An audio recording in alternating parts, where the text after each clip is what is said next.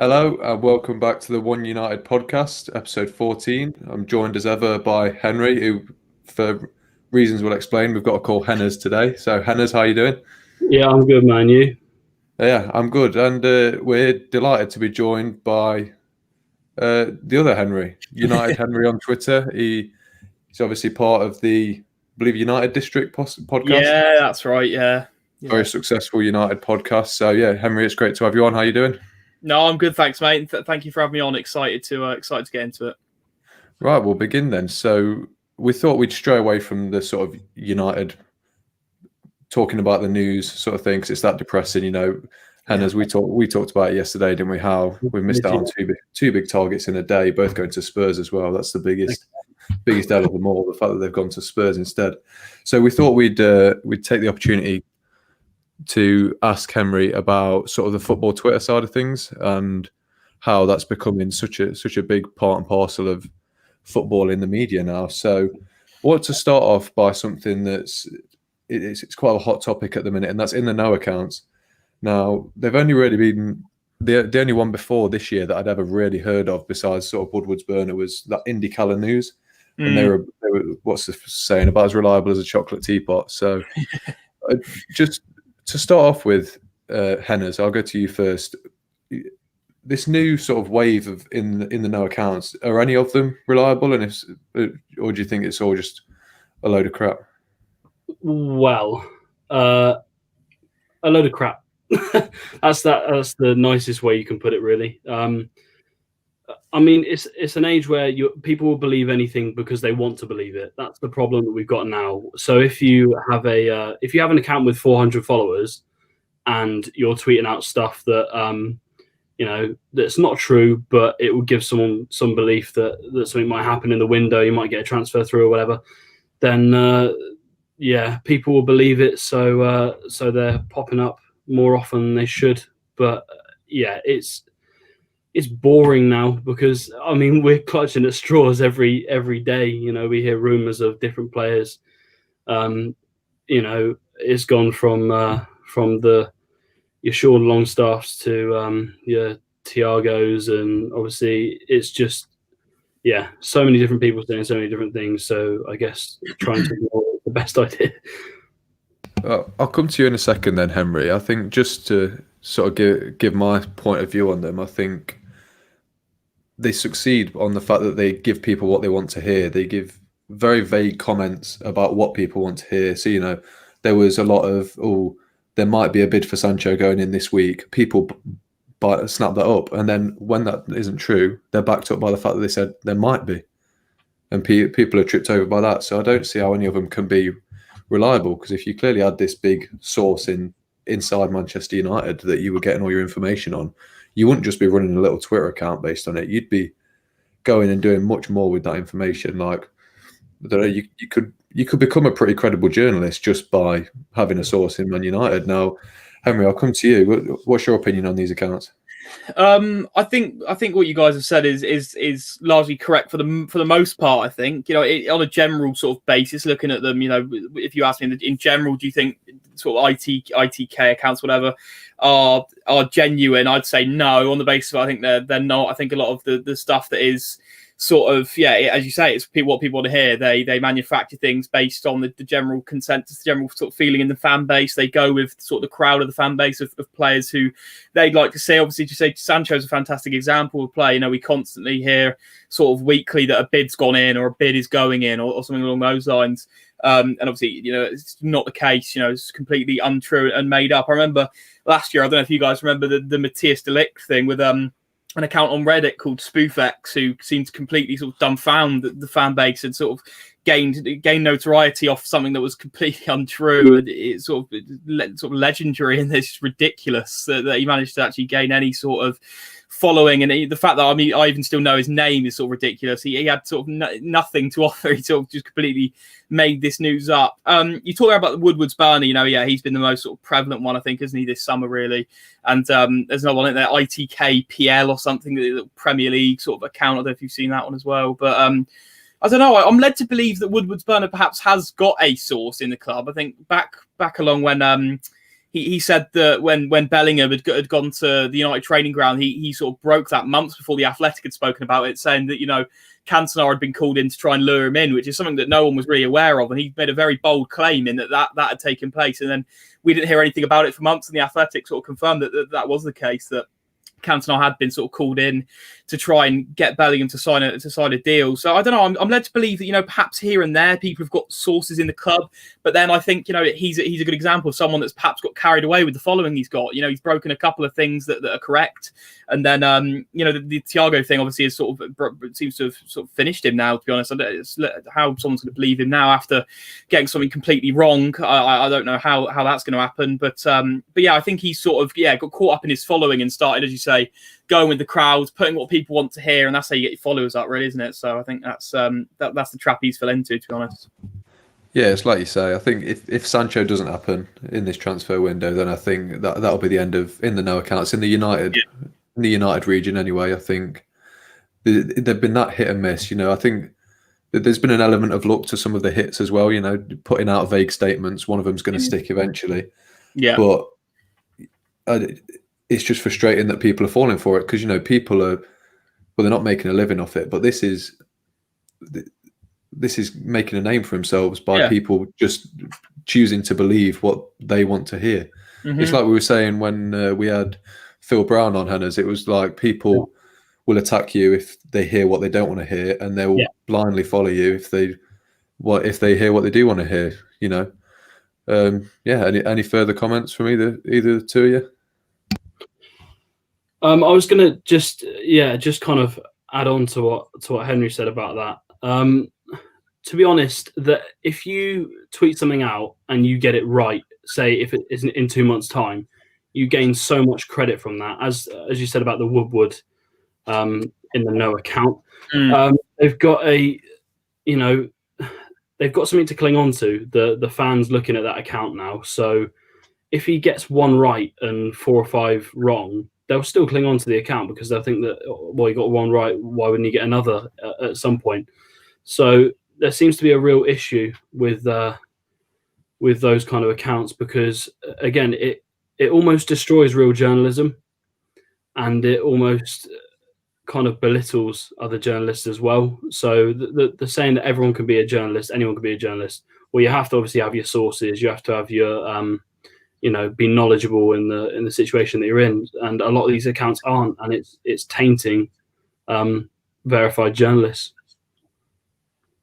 Yeah, I think one thing that's into my head as well, it's not just these in the know accounts that are making a name for themselves. It's one thing that springs to mind is, you know, Dribble Devil, who works for the United stand. Yeah, his following has been hugely boosted by a few texts that he's had from a guy who's supposedly in the know. And Dribble was obviously tweeting out updates on Sancho every 2 days, saying things that people wanted to hear, and he's blown up. Like, his account's grown massively, and this is all from a few text messages that he's shown. We don't even know who they're from, and people are just blindly following it. So I think people on Twitter are seeing that it's an easy way to get a quick couple of thousand followers, and then when you're not right, you know, you just deactivate and make a new account. Yeah. Well, with that in mind, then we'll move on to the more general whole. I don't even know what you'd call it, just football Twitter in general, the whole thing. Obviously, Henry, you've got a background within football Twitter. How does that start? You know, did you set up an account to just try and support United, or how does that come about? Well, my Twitter account's pretty old. I set it up years ago, to be honest, and I sort of, it was just a normal account, sort of in inverted commas, normal account at first, just following footballers and stuff like that. And, it was when I was a bit younger, so YouTubers and, stuff like that, very sort of boring stuff. And then somehow stumbled across football Twitter. I can't remember how. I think it was in 2016. It was about 4 years ago. Then changed my account based off that to do so. From the beginning, though, I've always wanted to go into journalism, even since like a young age. It's always been what I've wanted to do. And I think that was always that was part of the reason why I joined, to be honest, because, you talk about football, you you can end up giving yourself a platform, which you can then use to, obviously you get a follower base about football, which is the most interesting thing I'm interested in, especially within journalism as well. So it started there, just just wanted to talk about football. I know there's various controversial elements that have come through with football Twitter. You get stupid people, as you do in any sort of corner of any Twitter sort of fan base or whatever. So you obviously get this stupidity, but from the beginning it was just to talk about football. And as you say, over the years I've been lucky in that I've got a decent little following off of it, a little platform now that I use for various things. Obviously starting to do podcasting and stuff like that, and writing and articles. So it's been a very positive experience for me. Just trying to steer away from all the rubbish, and just using it to sort of build myself a platform and to talk football with other people. Building your account, then it can't be easy. Just giving opinions on Twitter. What do you think it was that actually made your account blow up? Because in my opinion, you're one of the biggest United football Twitter accounts still to this day. You've got a couple that are up there, but there's not many that are above you, I'd say. So how do you build such a following just from giving opinions on football? First of all, thank you. It means a lot for you to say that. But I don't know, to be honest. My following really skyrocketed in last year, 2019, really. I think it aired off. I don't really. It's hard to say, really. It's hard to sort of sit back and look at yourself and see why you've why I've done well for followers. I don't know, really. I think it was perhaps but I err on the side of pessimism, to be honest. That's just sort of who I am as a person, and I don't want to say that negativity, is the way forwards, but it's just the way I am. And, it was the way I was sort of last year, especially with, I'm a big fan of Jose Mourinho and stuff like that. So I think that might have been part of it as well. But I don't know, really. It's tough to say, but it was last year really that my account sort of went really well. But we'll have to, I don't know, really. It's tough to say. Yeah, it goes back to that thing of people hearing what they want to hear, doesn't it? Because I think football Twitter accounts, especially United based, most of them are quite negative, and it's just sort of amplifies the noise coming from the general crowd. No one at United is happy, and these big accounts saying that they're not happy, people are going to associate with that and follow them. So I think it's pretty smart, and to build a platform to then work on more credible stuff like your podcast, I think has been very, very intelligent. But Hennes, I'll come to you. What's your general opinion on football Twitter, coming into it blindly, before we have this talk with Henry? I have a couple of different things that I think of football Twitter. I find it quite hilarious at times.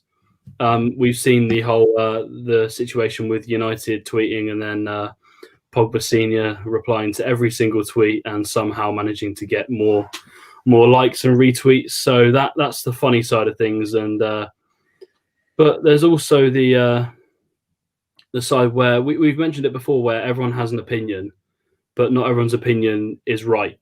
Or to be honest, an opinion is opinion, so it doesn't mean that it's right or wrong. But some stuff is, worrying. Some of the stuff you see on football Twitter, you see more and more. We'll talk about the Glazers a little bit. I know I harp on about how I don't like them or whatever, but there's a difference between not liking them and saying you're going to do threaten violence against them, and it's leaning towards that way at the moment, and that's kind of worrying for me personally. I'd never say some of the stuff that comes out on there. So there's the funny and the kind of a bit, okay, let's calm things down a little bit now. I understand people's frustration, but there's no need to go into violent non-threats, but they are essentially, what people would call a threat. So yeah, it's a bit weird, but it is what it is. Yeah, I think I'd probably agree with you. I think the idea of football Twitter is brilliant. It brings back that old schoolyard banter between opposition fans where, United lose a game, understandably we get stick on Twitter. I think that side of it's brilliant, and you're connecting with like-minded people, you're connecting with football fans, and you can build an audience off that. So in that sense, it's brilliant. But like you say, it is turning slightly negative in my mind. I think there's cases of it getting personal between people. They hide between not saying hide behind these avatars, but they've got these player pictures to obviously hide their identity, which is completely up to them. And then people just blatantly outing them as the person that they are, revealing their identity and in that, and attacking them on that. You see football Twitter accounts revealing their personality, and usually it's revealing their self really, and their picture. And most of the responses are brilliant, but it takes balls to do that, and you still get people giving them sticks. I think the way it can go with certain accounts is not great, but for the large part, I think even Arsenal, Liverpool, and Chelsea football Twitter do it brilliantly. I think there's a great rivalry between United fans, and that's what you go on Twitter for, is just a bit of that schoolyard banter, isn't it? But I'll move on to you then, Henry, as we're talking about the negativity that goes with football Twitter. Have you experienced much in the way of negativity towards you? Because you're obviously a big personality on Twitter now. That you're going to be more open to potential abuse, and then if you have experienced any of that, how have you dealt with it? Yeah, I don't know. As I say, sort of last year was the year that I'd sort of got the most sort of followers and was perhaps probably most sort of active with tweeting and stuff like that. So it was mostly last year, and with that, obviously, the more active you are and the more followers you're gaining, you then get more people that don't sort of like what you're saying.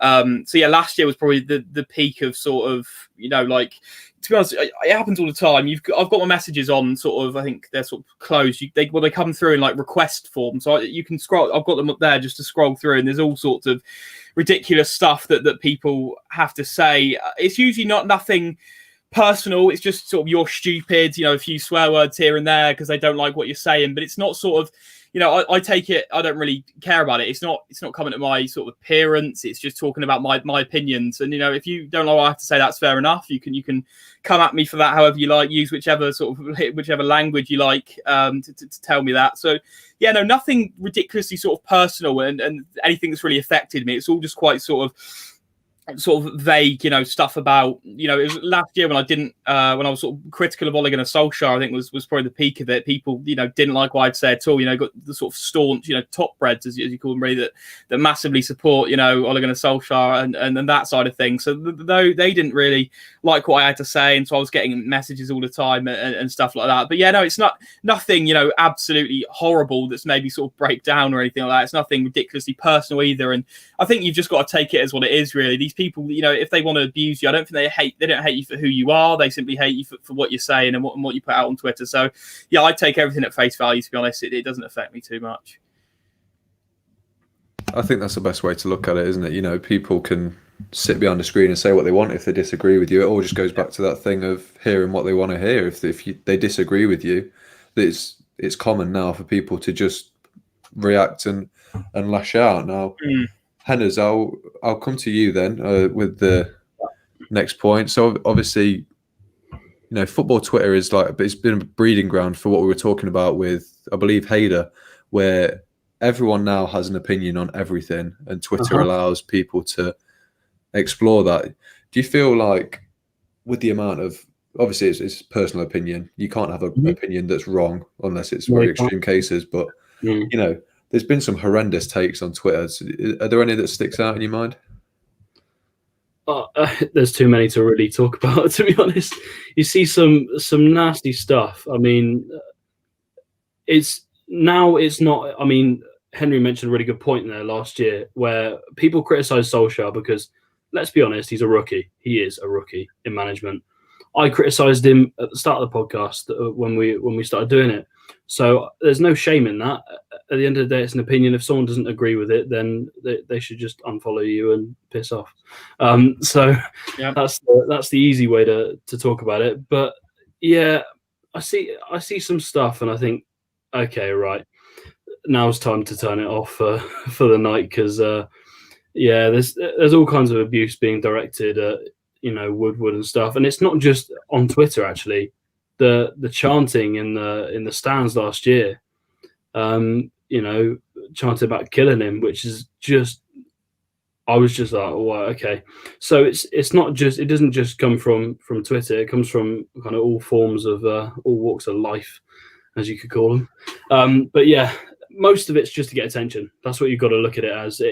People just want the clout. They want the attention. They want the followers. They want people to not necessarily just listen to them, but just to, agree with them and go, oh yeah, it's a good take. When the reality is they probably don't think that way in the first place. So take everything with a pinch of salt that's that negative.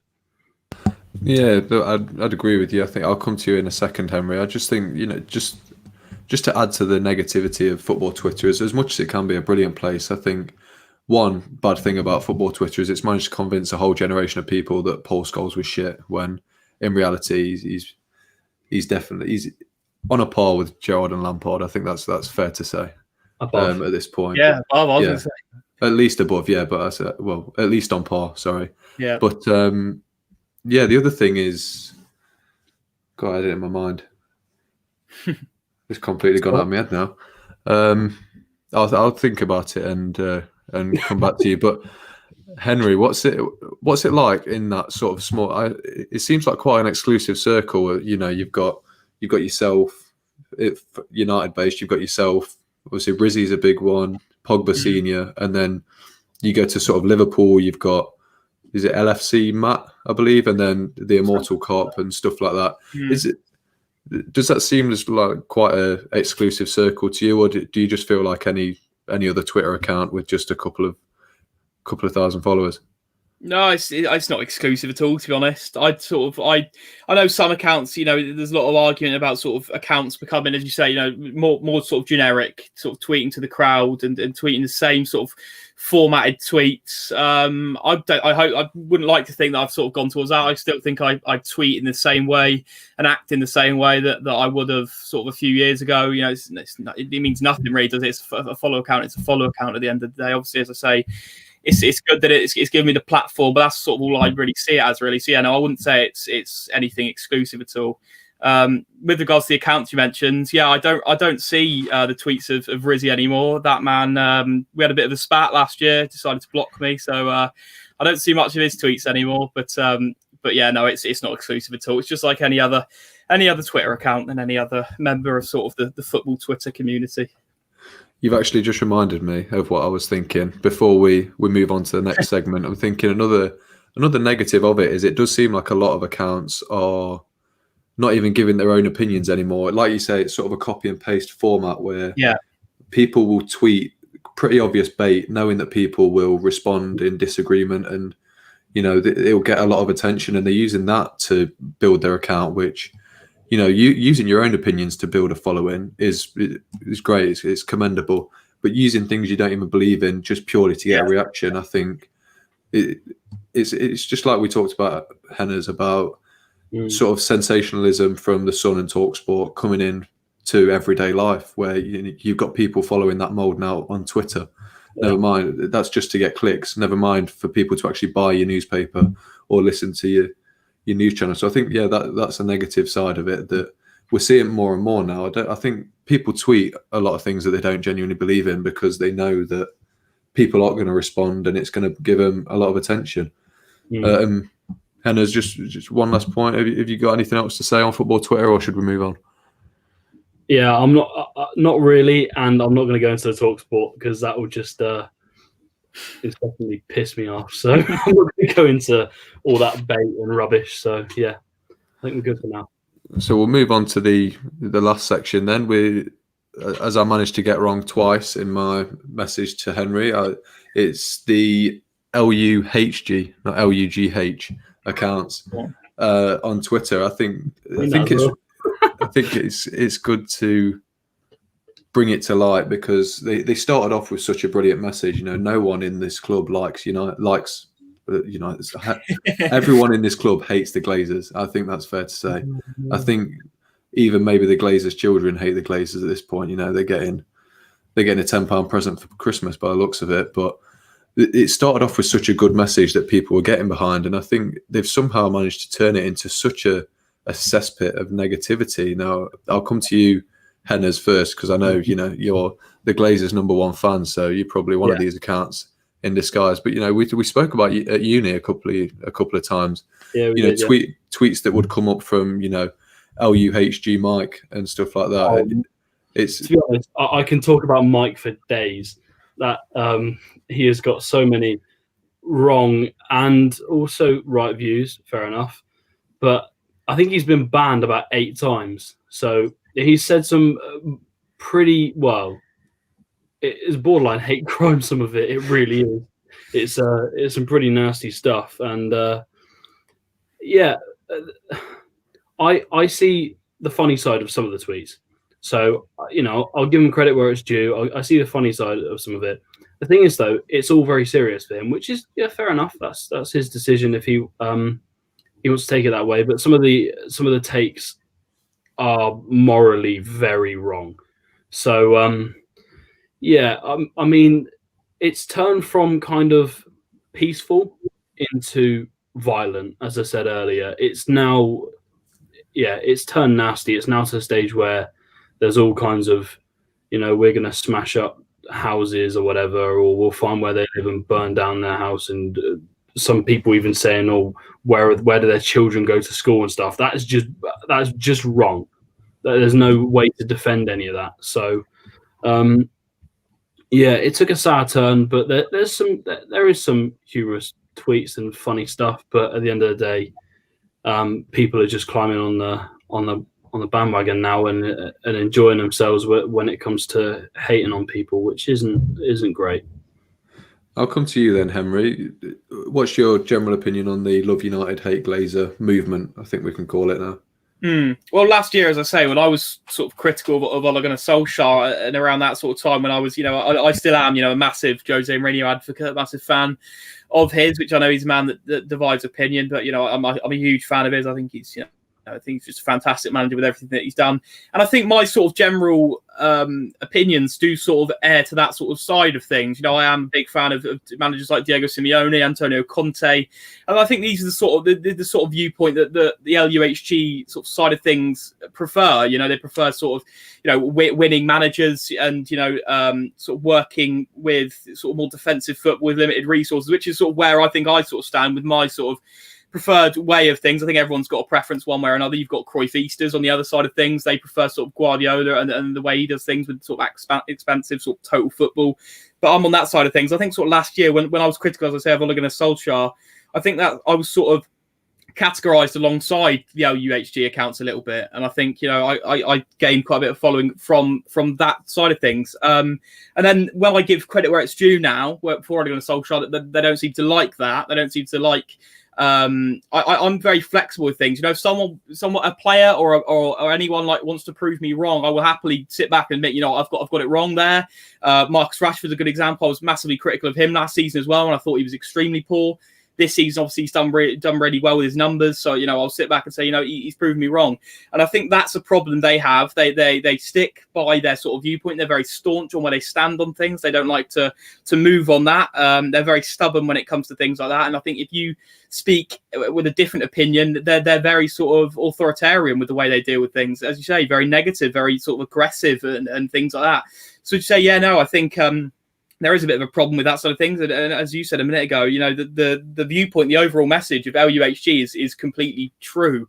But LUHG accounts, I think, are a different thing, really. I'm sure not all of them fit into this same bracket, but they are all of a sort of similar ilk, it seems, with sort of their opinions and things like that. And as you say, Mike, I used to quite like Mike, actually. I sort of aligned with him on a few things, and sort of we followed each other for a while, and then he completely turned on me, as he does on people. If you don't say if you don't sort of say what he likes, then he's not going to like you. So and that was sort of the case with all of them, really. I sort of sat back and changed my sort of stance on things as we got better. We ended up finishing third. It's extremely hard to believe that we finished third in the end. It was quite a negative sort of start to the season, but you've got to give credit where it's due. Solskjaer's earned his place now, and he deserves at least another season. So that's where I stand on it. I think they're a bit too stubborn with their viewpoints. Yeah, I'd completely agree with you. You get branded a flip-flop, don't you, by people? As soon as you admit that someone's proved you wrong, it's instantly, oh, you're only saying that now. In 2 weeks' time, you'll have changed your mind again. But the thing is, opinions are there to be changed, aren't they? It's not like, I couldn't give you an example, but if you thought Messi was the best player in the world, and then Ronaldo scores 60 goals in a season for 3 seasons running, and you change your mind, it's pretty justified. I think you can't get slandered for for saying that. But yeah, I think that I'll come to you next, Henners. But to me, they've completely strayed away from their message now. I think because everyone wants the Glazers out, I think they've tried to evolve in a way to make them still stand out. So now they've sort of turned on the players and the managers and the fans on Twitter who don't have the exact same opinion as them. We've seen Andreas Pereira, for example, whether it's been justified or not, he's been personally got a lot of hate on his social media accounts from Love United Hate Glazer accounts just for playing poorly. And that does that not just stray completely away from the message of we get it, he's not good enough, but it's the Glazers' fault that he's still here, isn't it? We had that issue with Pereira, and there was actually, shock horror, Mike involved.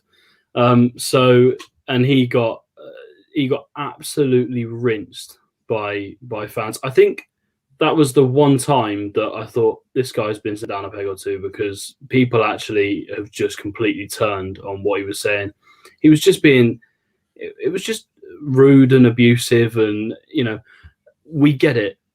Pereira, I've said it before, he's not the standard for United. That's my take on it. If other people think otherwise, that's fine. But to me, the stats suggest that he's not even close to the standard of United. But there's no need to get into personal hate on Twitter. At the end of the day, he's doing his job. He's got a contract at the club. He's doing his job.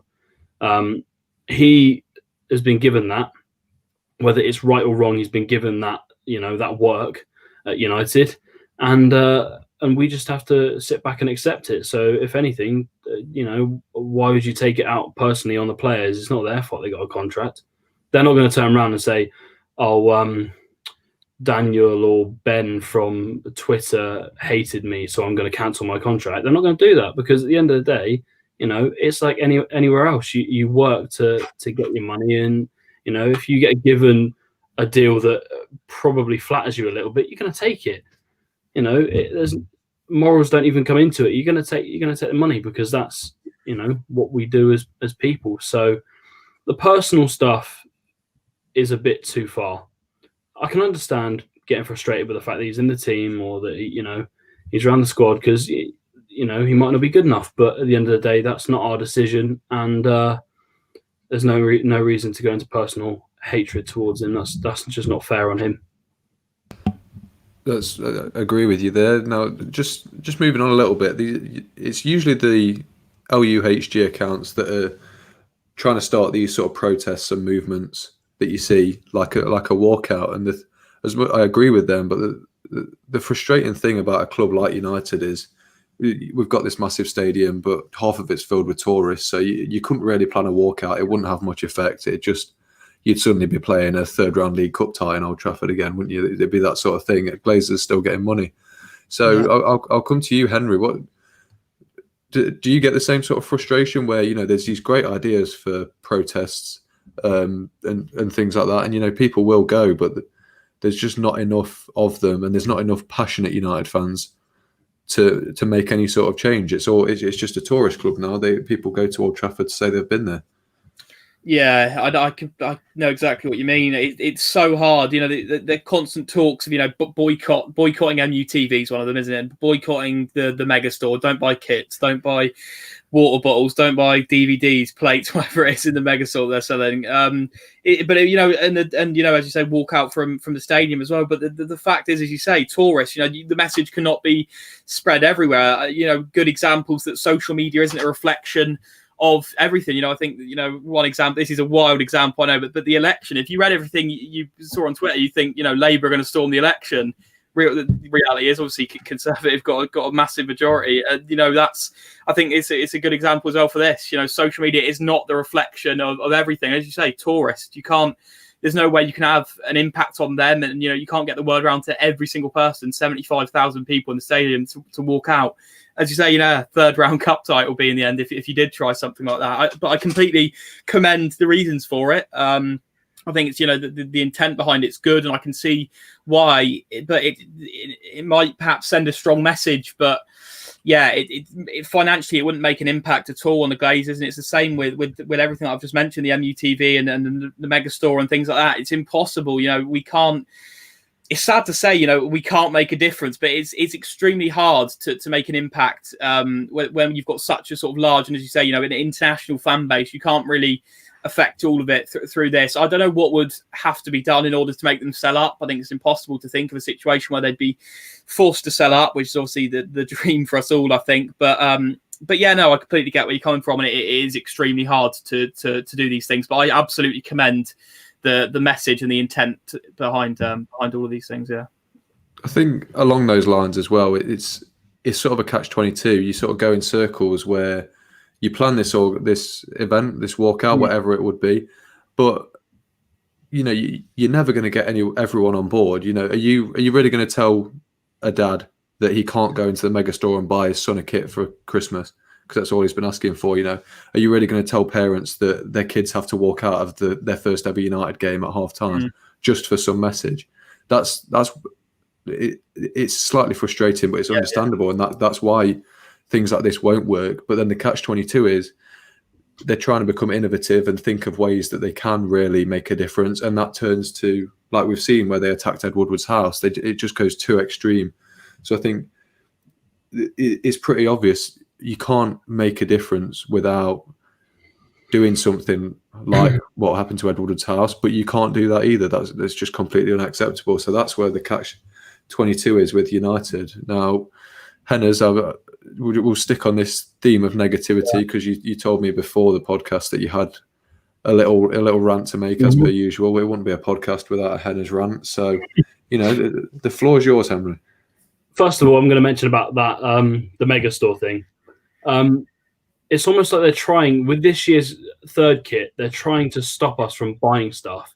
It is a complete pile of zebra shite, and people are still buying it. So that people are still going to go for it, and we can't do anything. So people are still buying it, and it is atrocious.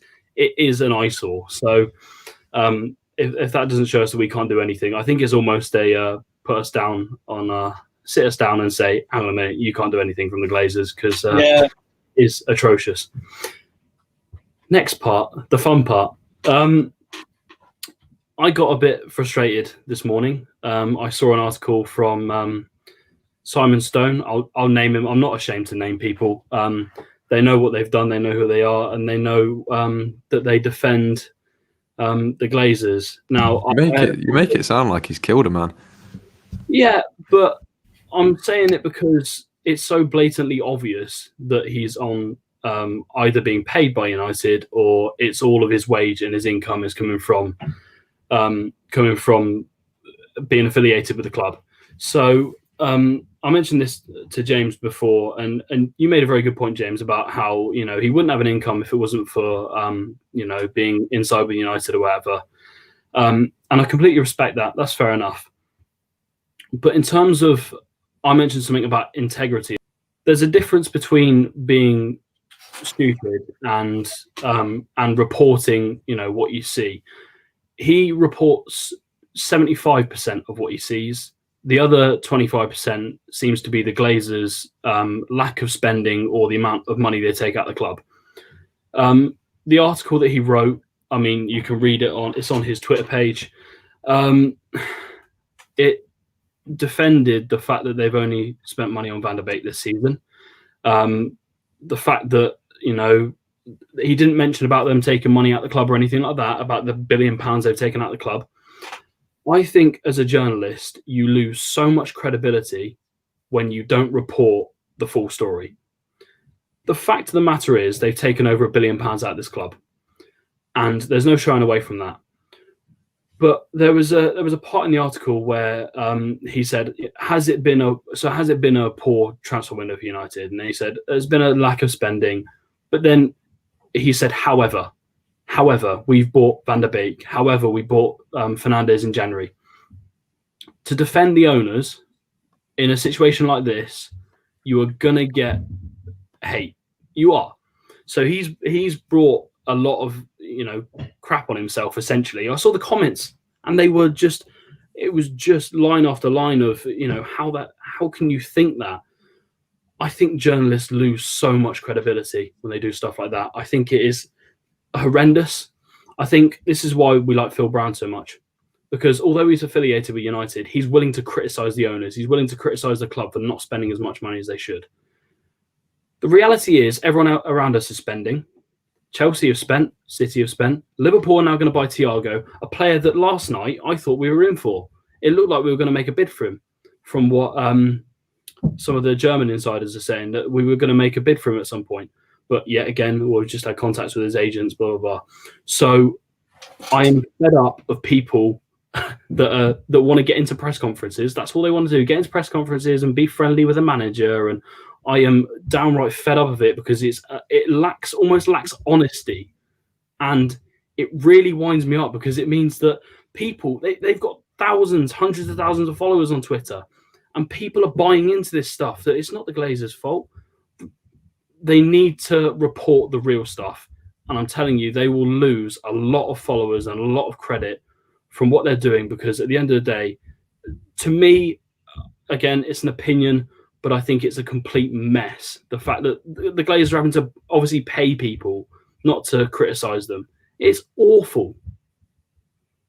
Run over. Oh, well, as much as I agree with you, 100%, I'll offer counterpoints. Obviously, given what course we're doing and everything, this is a bit of a hot topic in that he's obviously either he's getting paid by United or his affiliations with United are purely based on him not saying anything out of line. And I think as bad as that is, if that's what he's got to do, that's what he's got to do. United are the biggest gig in the world. If you can get inside at United, you wouldn't do anything to throw that away, really, would you? I know that you say it's a knock on his integrity, and as much as it is, he's still not reporting anything fake. He's not lying. He's just missing out the facts. Missing out a few facts, which if he chooses, people do that about other stories, as annoying as it is, it happens.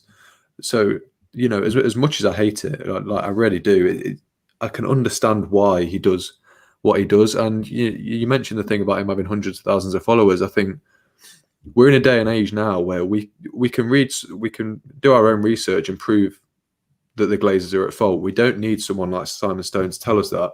No. So I think the people that actually care about football, the three of us and the football fans who know that the Glazers aren't doing their job properly, they'll go out, they'll do research on the Glazers, and they're not going to need Simon Stone to tell him that. So the people that actually, I'd say matter, proper football fans, they're just going to not listen to Simon Stone as much. And if he wants if he wants hundreds of thousands of followers of people who don't really know that much about football, then that's fair on him. But people like us will know that the information's missing and that he's not as reliable as he wants to make out, especially with the emergence of Fabrizio Romano and Christian Falk and people like that. Now, I'll come to you, Henry, quickly. What's your whole opinion on the thing, if you have one?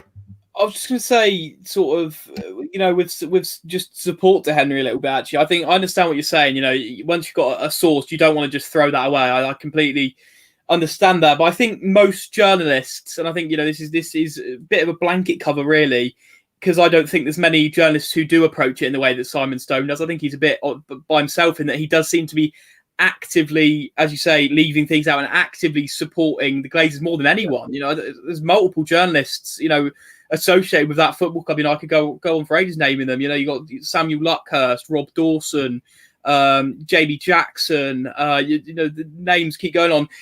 In my eyes, those they go to press conferences and they're associated with the club. James Robson as well. But they don't seem to actively sort of push a Glazer agenda. And I think Simon Stone is by himself in that sense, in that I do think, he does seem to be very sort of supportive, as you say, and leaving things out with the Glazers. So I don't understand, as you say, what's going on there, whether he's sort of by himself being used as a mouthpiece specifically. I know we constantly talk about briefs and things like that. This is on a different level now, I think, with him, whether or not he's personally being paid and told to say certain things. I'm not so sure. But yeah, I was just going to say that, I think you can still have a source within the club and not actively push this sort of positive Glazer agenda as he does. Very good point. I completely agree with both of you. I was just trying to add a bit of a counter argument to make it interesting. But we're running out of time. So Henry, I'll come to you about sort of one more topic that I think me and Henry are both pretty eager to know. You run you're the host of one of the biggest independent United podcasts in the world, I'd say. That's not just something that comes about by chance. How did you get into how did you get the gig? Pretty much, how did that come about? Well, it sort of started last year. I started my own sort of YouTube channel when I did a few podcasts in the summer. This is I'd sort of a bit opportunistic, took advantage of the fact that I was getting some followers on Twitter. I thought this is the time now. So I'll start a podcast. This is what I've always wanted to do, something like this.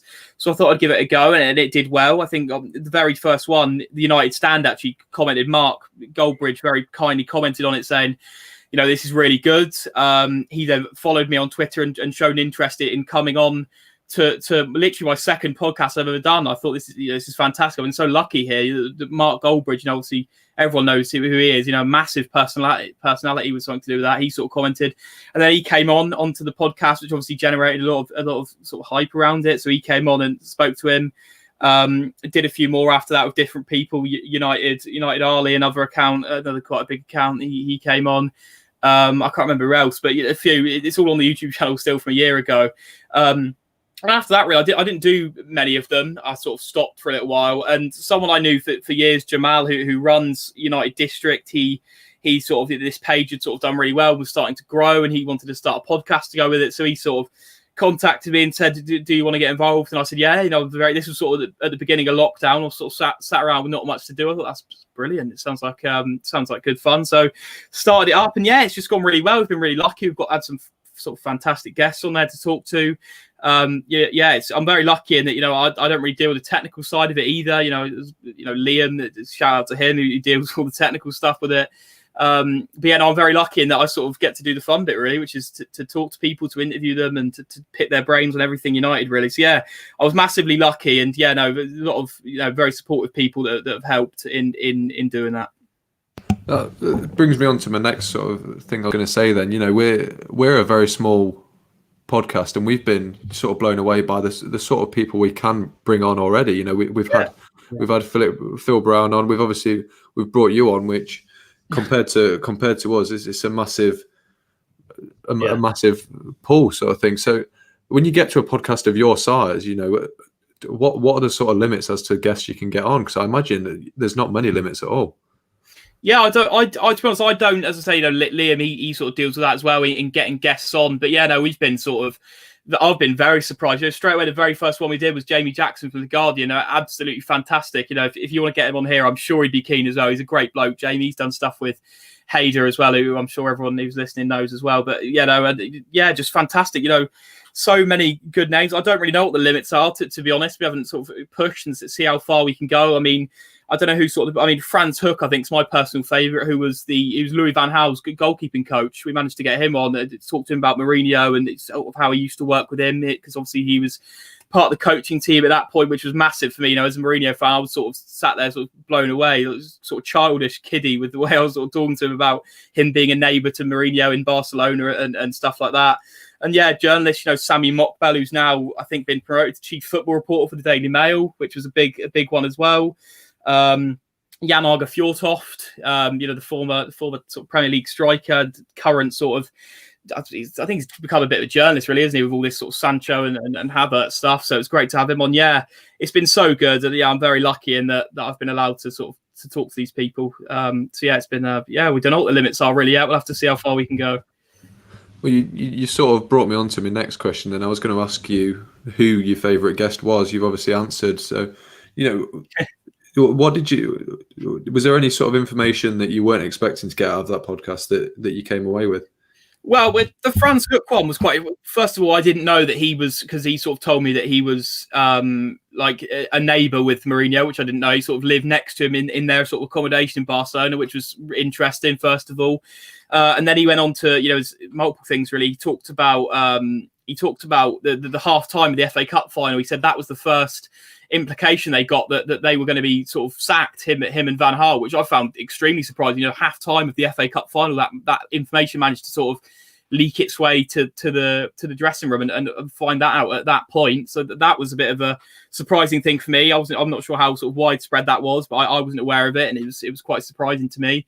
And then another thing, he was talking about Angel Di Maria, how he was at the club, and sort of I asked him, do you think, what went wrong there, really? Because obviously it just didn't work out for both parties. And he said, a lot of people like to blame Louis van Gaal, which I think is true. That's always, I think people point to, Van Gaal was this and that and didn't let him, didn't let creative players flourish. And he said that he didn't agree with that. He says that he thinks Van Gaal got too much stick. Similar with Victor Valdez as well. It was an exciting thing to bring Valdez to United. It just didn't work out for all parties. Yeah, there's so much interesting stuff in that podcast for me, at least. Just sat here interviewing that I was really sort of giddy and excited about to get out. But yeah, it was really enjoyable, that one. But all of them have been fantastic. Well, I'll pass it over to Hennes. Hennes, have you got any questions you want to ask? Any topics you want to bring up? Not every day we get a Twitter personality on. I was going to say, first of all, well done on the podcast and stuff. It's fantastic, and some of the guests you've got on is brilliant. What's the best thing you've taken out of doing podcasts? What's the most kind of important thing you've taken out of it? Oh, that's a tough question, really. I think sort of just respect and letting people, just sort of sitting back and letting people talk is a big part of it, to be honest. Just sort of sitting back and listening to people, talking to them, and just listening to what they have to say, listening well and showing respect. Really, that's a big thing that I think a lot of the journalists I've had on as well, that when I've talked about press conferences, there's been a couple of times, I think Jamie Jackson, we spoke about it, and Rob Dawson I had on recently, and Ed Aarons as well, actually, of The Guardian. They were all talking about we were talking about any big moments they'd had in press conferences, managers, getting angry at them. And it's sort of the same principle, and Ed Aarons actually specifically was talking about how Arsene Wenger, he sort of picked him out as being, very, very special, and that he used to sit and listen to everyone's sort of questions, and he used to be very respectful in that sense, and that he was sort of different to a lot of managers in that way. And I think that is similar with podcasting, really. I think that's something you've got to take. Yeah, just having respect, letting your guests talk. But yeah, that's a tough question, really. There's so much I've learned and so many different, perspectives I've got from different people. But yeah, it's been a really, really good experience. Anything else, Hennes? No, that's the most important thing I want to take out. Well, on that note, then we'll end it there. I think a massive thank you to Henry for coming on. If for some reason you haven't already seen his podcast, it's just like this one but bigger and better. So you should probably go and check that out. But Hennes, as ever, thanks for co-hosting with me, and yeah, it's good fun. We'll see you next time.